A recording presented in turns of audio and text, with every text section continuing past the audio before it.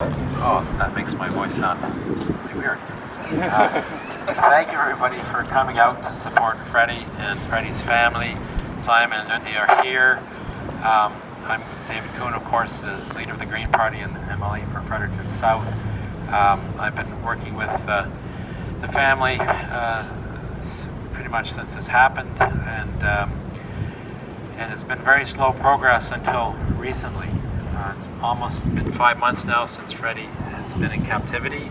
The situation in eastern Congo and Goma is very difficult. There's lots of armed conflict going on around the city, and there isn't really any local government there. So the normal ways that global affairs would get involved in trying to secure the release of kidnapped Canadians is not available to them. And so one of the things I know that Simon and Lindy have been trying to encourage them to do for months now is to think creatively, to think outside the box, because it's not a normalized situation in eastern Congo, so they can't approach it in the same way.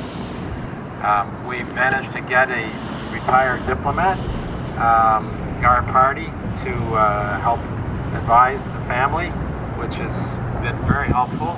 He's negotiated probably 100 different kidnap situations prior to his retirement for Canadians who were held captive in various countries around the world. So he was very helpful in understanding how the system works, why global affairs does what they do and says what they do, and how they normally operate, what might happen in this case. And certainly his advice was something very creative needed to be done to free Freddie. I want to thank some people to thank. So I want to acknowledge the Premier here for agreeing both to meet with Simon and Dundee and write a letter to the Minister of Global Affairs, Melanie Joly. That was helpful. I shared it with the Globe and Mail, which helped bring about a major story in the national press that way. So that was very helpful of the Premier to do that. So I want to thank him for that.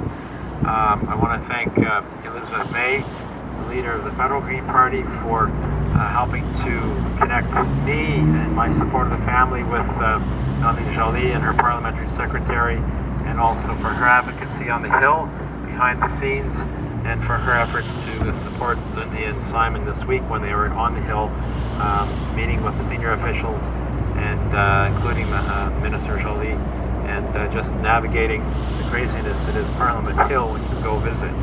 So I want to thank her for her efforts too.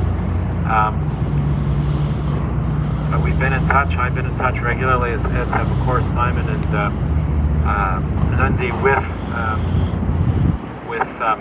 Freddie's oldest brother, Patient in Goma. So we're all communicating regularly with him. So he's telling us what's happening on the ground. I'm telling him what's happening on my end of things on more than a weekly basis often. And so we have that direct connection to Goma, of course, which is, I hope, a little helpful for him, and it's certainly helpful in Canada here in New Brunswick to get regular reports from him as to what's going on there. There's been some, because of all the work that Lindy and Simon have done to advocate for Freddie, based on their